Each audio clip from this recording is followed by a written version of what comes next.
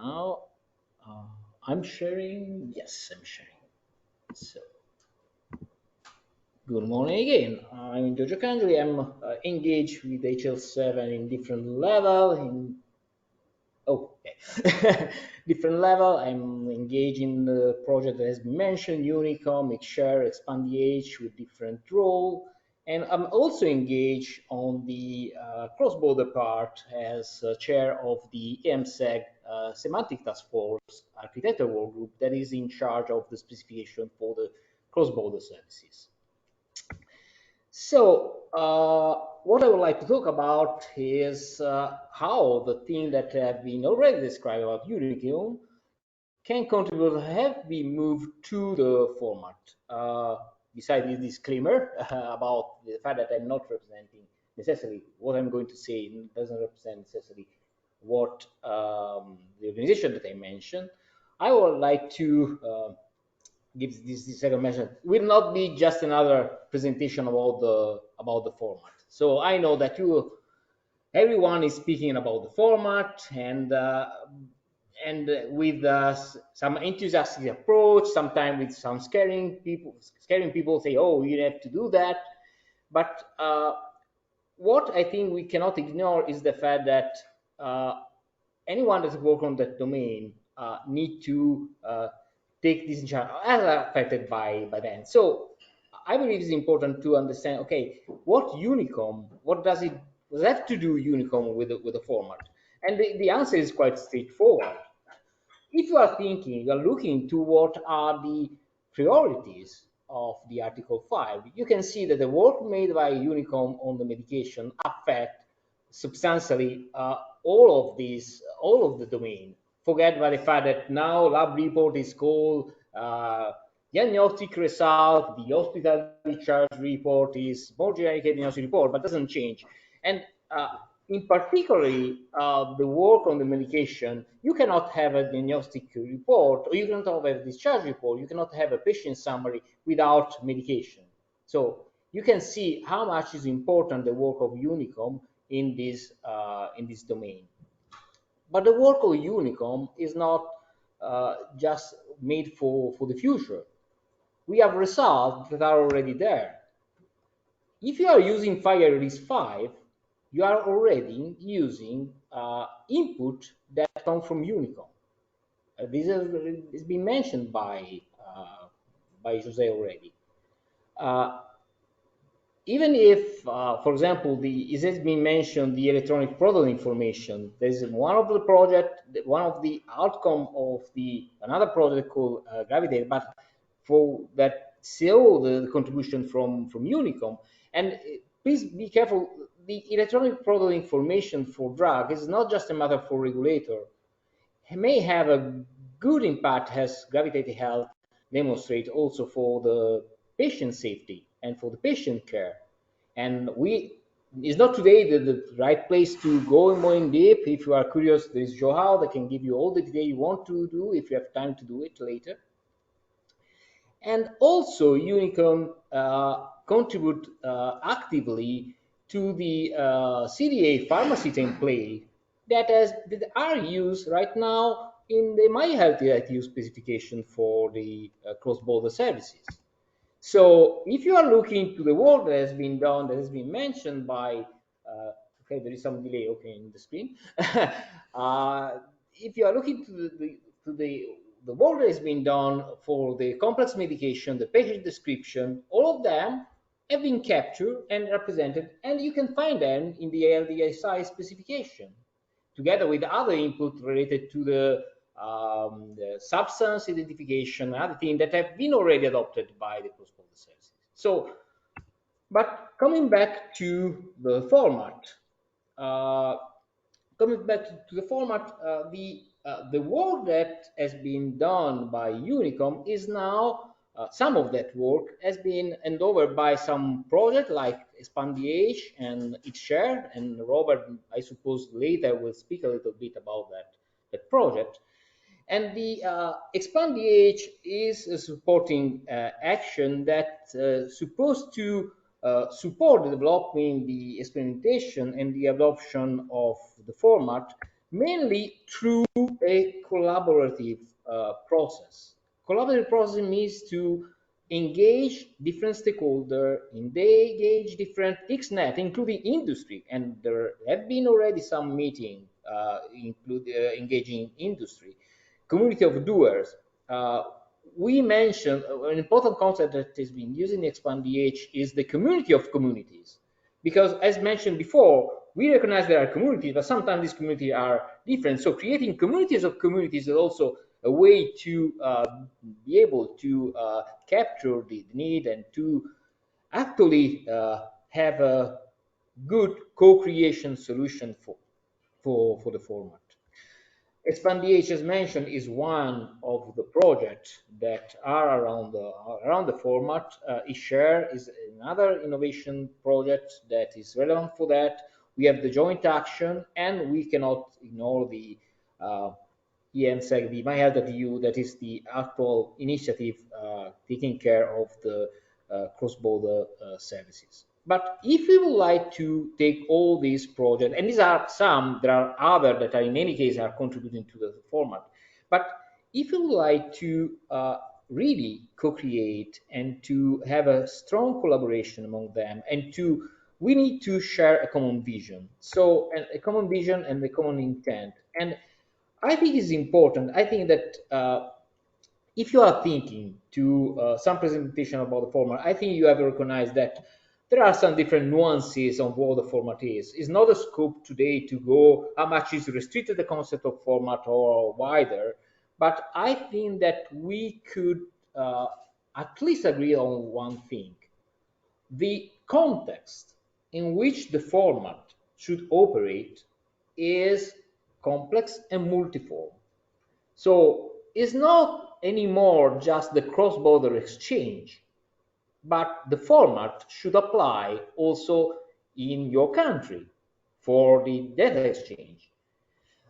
At a certain point in time, it has been the idea of saying, let's use the cross-border specification for the national thing. Obviously, it doesn't apply because your country, you have your own needs.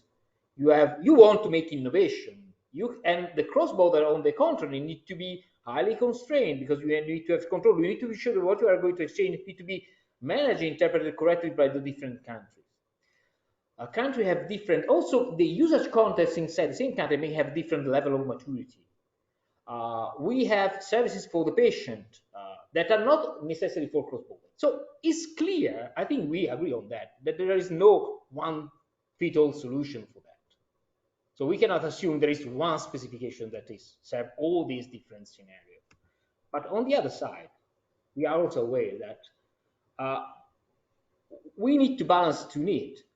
We need to be enough generic because I want to have some common rule that apply everywhere. As Derek was mentioning, if I need to invest, I need to be sure that some part of my investment in my realization can be applied here, can be applied all around the world if I am a big company. And on the other side, if I am too much generic, maybe this is not enough specific to serve my purposes. So I need to be, in any case, also be specific, as I was saying, to be able that I'm able to specify what is needed for that case. So how we could address that? The strategy to address that is to think about a consistent system of cooperating, coherent, and possibly standard-based specification. That is not so different of what is being presented before by Jose, by Derek. What does it mean that you need what you should have is to have some common rule that apply global level, potentially European level, hopefully based on standard, and then you may have specific authority that might be European authority that specify what are the rules that apply for the European context, or what are the rules that apply for the cross-border services, and have a national authority and or standard that describe what you should apply in your country for the specific case. This would allow to enable a progressive adoption of the format. I mean that this does imply that you need to deal with a lot of specification, but it allows you to say, okay, there are common rules that apply everywhere. I fulfill this rule, and then what are the additional rules that I need to apply for the European side? And these are so. This is the a strategic approach to see the format as that set or specification that depending on what you need, you can let me try to say in a better way. If you need to support cross-border services, then you go to the specification of the cross-border services. But this specification already satisfy the rule that are defined at the global or European level by the standard. And this is also enable a progressive validation or certification of the format. Because, as I was saying, if you want to validate if your system comply with the cross-border specification, you can do that at level, but there are some validation at the global level or the European level that apply as well, allowing a progressive validation approach. Very nice thing of FIRE is that specification generate computable package that can be reused directly by your tool. So you can import that package inside your server and use the validate operation to validate your instance or your example. There are a lot of tools that allow to consume these packages and to as I was saying, validate or create. So the nice thing is that these specifications are no more just PDF if they are properly defined. If they are properly, that's not always true, but if they are properly defined, and that if these packages are registered and made available, anyone can use it, and you can derive from that. So there are a lot of things that you can do if you are using Fire. The other thing is that you can think, okay, I need to deal with a set of different specification. Oh, I need to jump from one PDF to the other. People that were used to use the old PDF stuff were used to look to the different people that were used to use, for example, DICOM, jump from one file to the other to see the different part. The good thing is that you don't need anymore to do things, even if the guide are published by different organizations, even if the private, because what you can do is to say, okay, I'm interested in cross-border specification. I get the MyElta specification. Then what I can do is to, if I need to go and see what are the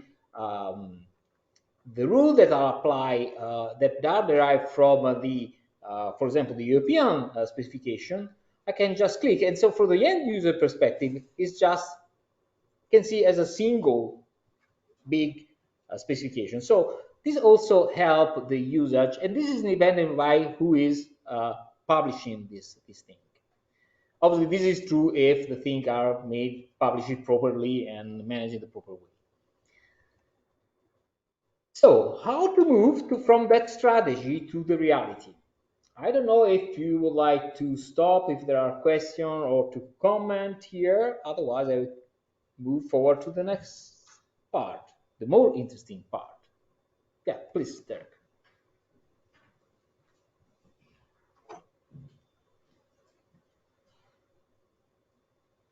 Thanks, Giorgio. It's for those online, it's Derek. Yeah. And just how does this strategy change at all if we're talking about moving from legacy applications that have a FIRE facade? Because that is by far the dominant situation we have in Europe right now. It's the situation they have in many countries that have already made legacy investments in digital health that are today carrying huge volumes of transactional traffic, and where we're not allowed to break them as we're moving to the new way that we want to work. I was using an analogy. It's that we do want to make some maintenance on the plane, but we're not allowed to land. And so I think that I'm curious to know, does this strategy take into account that there might be big iron back there that has a fire facade on it? Okay. Or are we only talking pure fire as things that can make use of this? I mean that I think we need to distinguish two things. One is the strategy for specifying the format, and then what are the rules. If you are over constrained the rule that are not supported by the existing system, so this we are going to the maturity part. So one thing is how are you going to design a system of specification that can support that strategy. And another thing is what are the constraints that I'm going to define inside this specification that could be supported by the strategy. There is a part that is not here shown that I believe that will be a critical part in the format definition is the maturity of the countries. So this is a part of the activity that, for example, has been done for defining the EL network dataset, the guideline. I will show you later, but at the European level, there is an agreement of what are the information that should be exchanged, and these are defined in the guideline. So how these guidelines are actually implemented, what are the things that they are going to actually required, this is a part of the activity that need to be done, and I suppose will be done in the XTHR project, and I hope together with the other project that I mentioned. Then there is a third thing, is I'm thinking always to structure information. I'm talking about the pure fire part, or maybe also other, but structure information. There is also some ongoing discussion is how much we should allow for, let's say, PDF, still keep for some cases PDF. You know that in the cross-border services now there is one service that is called original clinical document that is exchange the PDF. So this is a part of the, I believe, part of the decision that need to be taken, and this is part, I think, of also part of the discussion that is happening on the format. That doesn't change the strategy for the format. So I don't know if I've been able to answer your question, but it was one slide back, I think. But what made me think of this, sorry, maybe one more slide back. The ingestible specifications. The idea that you can take your fire IGs and you can ingest them. You can if you have a fire server. If you have a fire facade on a big piece of software that isn't a fire server, then that changes but you can in any case also in your facade, you can in any case load, even if you have a server, you have a toolkit that allow you, if you want to validate what is passing through your facade. This is a thing you can still do. But I think that's a good example of how it can work. You basically would say maybe it applies at the server, maybe it applies at the facade that's on the server. Yeah, and then in part of validation, we can keep on discussing now, because the critical part how to measure the part of terminologies, how much you can retrieve from the package, but it's a much longer discussion on that. Sorry that I slipped. No.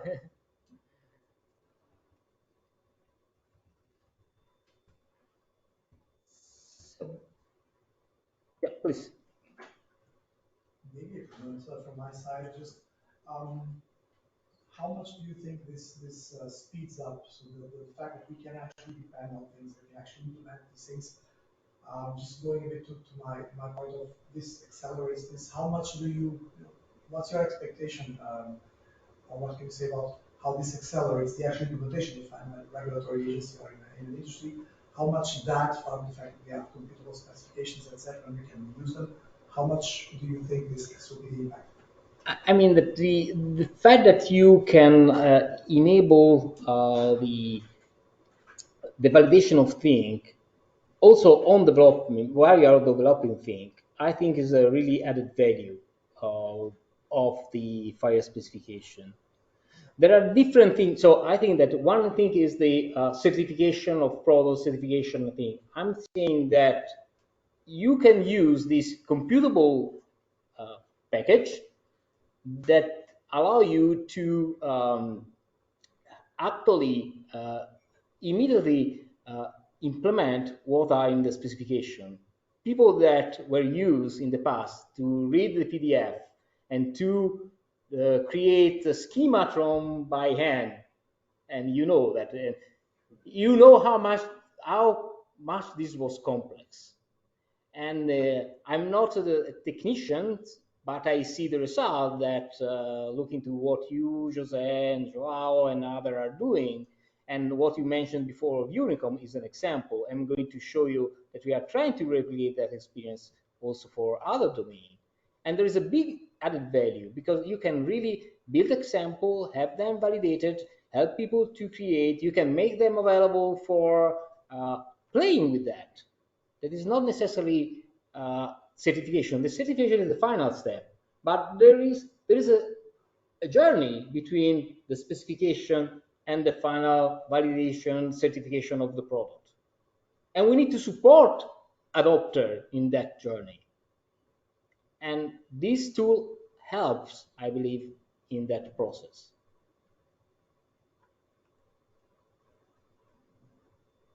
So, any other question?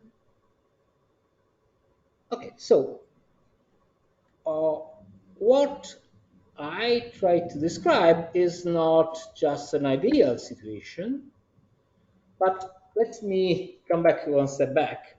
Maybe have you seen several times a very old slide that describe what are the domain and what are the timeline, showing the different projects, some of them those that I mentioned.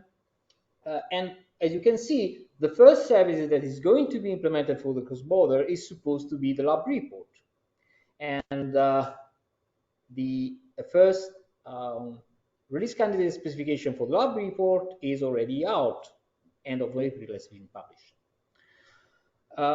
What I think is important in the slide, and this is a thing that I added to the original European Commission slide, is the last one, national initiative.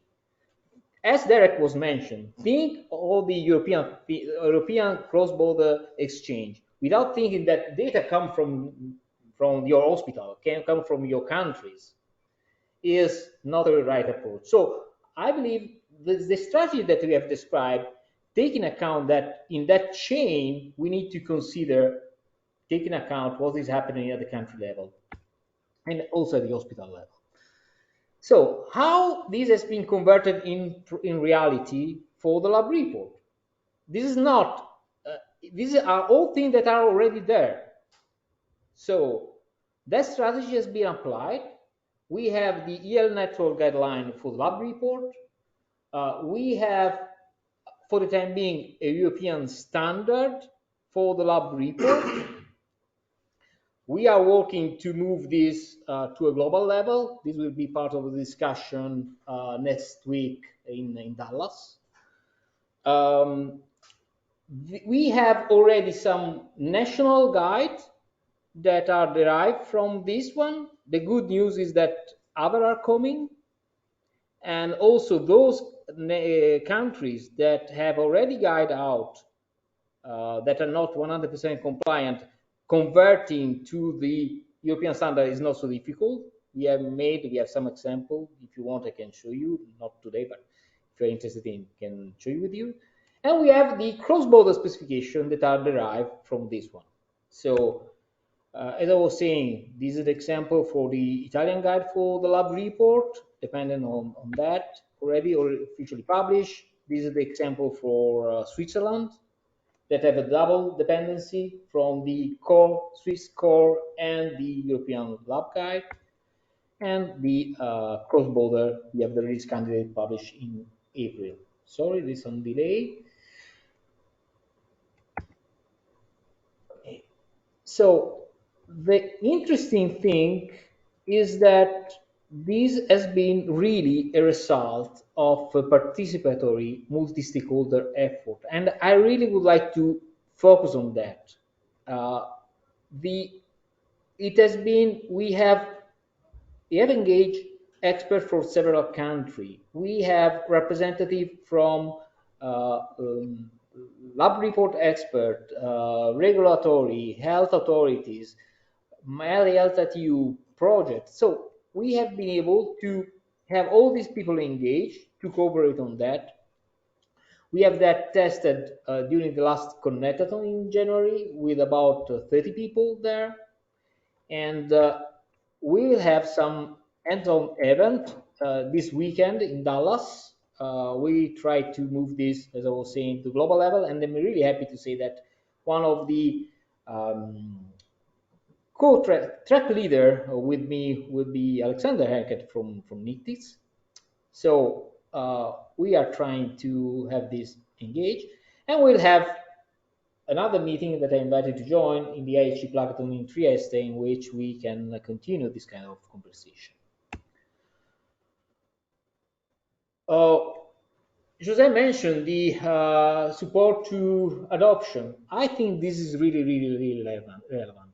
As I was saying, made available not only specification, but example, sandbox that people can play with, can have a quick validation of things, can view what is inside without necessarily going to the JSON file, but see the structure.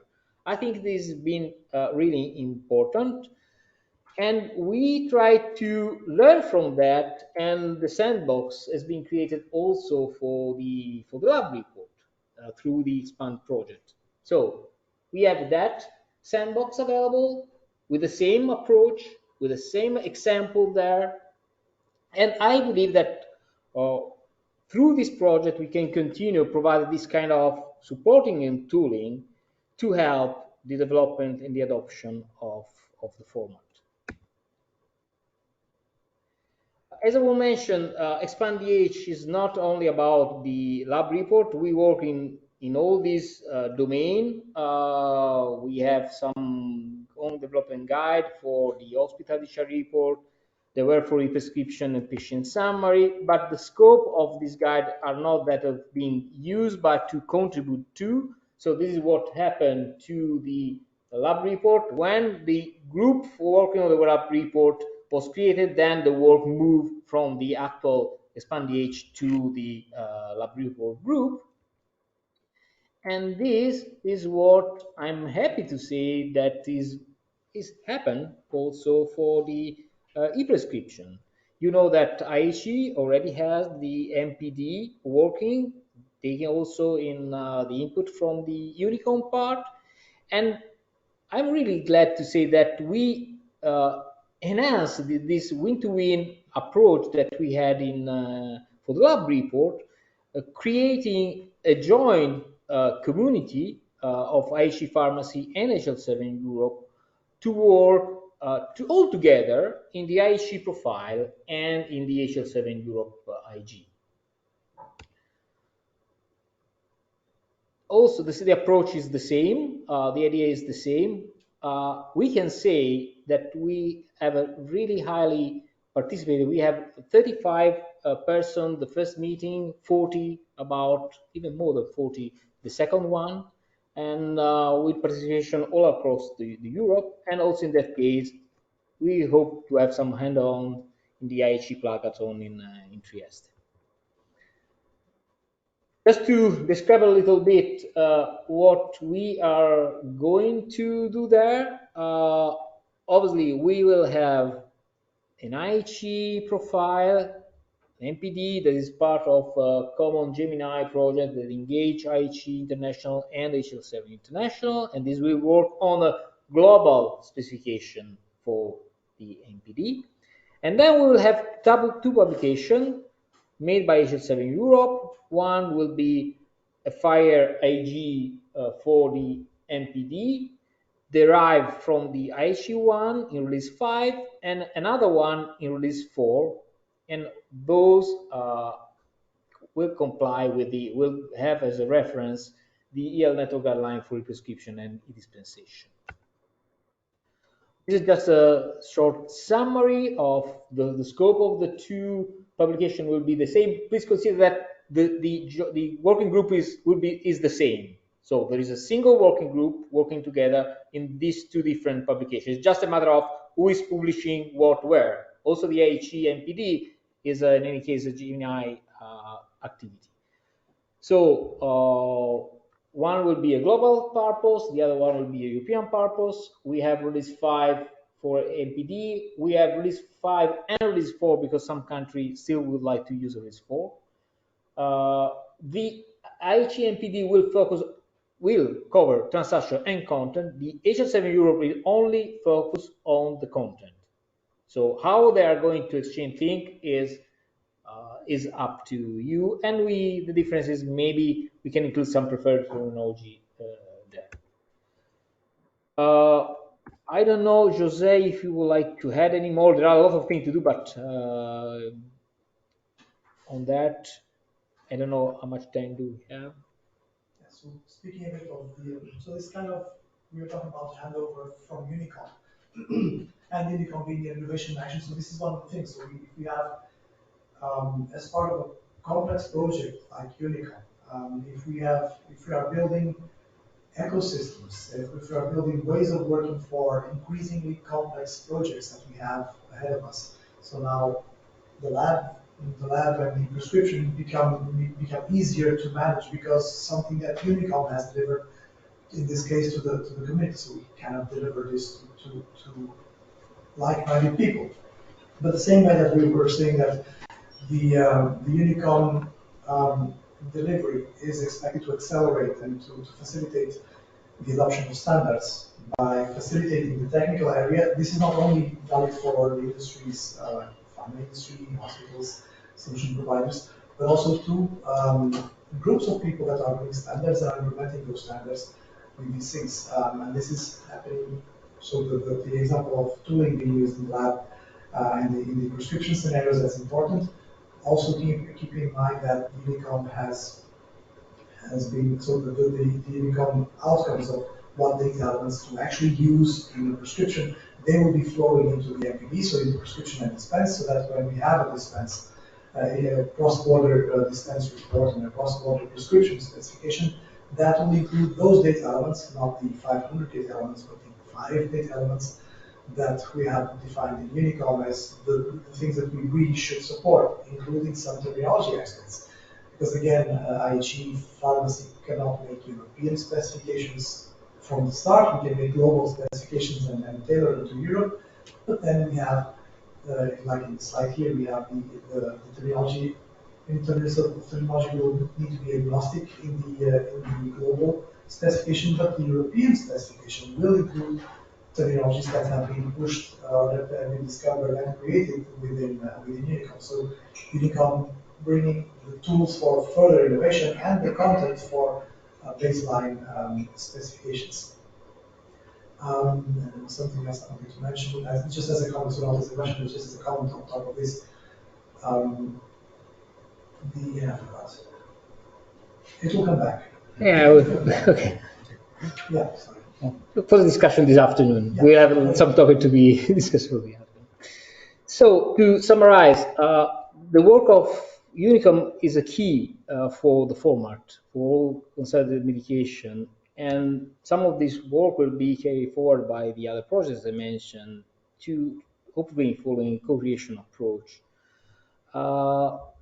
The strategy has been presented a strategy that I hope will be then followed in that co-creation approach that enable a progressive adoption of the format depending on what you need to realize. This strategy, as I was saying, has been successfully applied for the lab report with a specification already there, also toolbox there. We are replicating this approach, enhancing this approach, enlarging the community for the MPD, and hopefully extend it to other domain. Next in line, likely the work on the hospital discharge report will be started before the summer, after the summer. Obviously, the journey started. We have already achieved some milestone, uh, but it's not too late to join. So if you are interested in, the next stop will be the Connectathon. So I really invited all to you to join us there and to continue this kind of conversation. Thank you so much.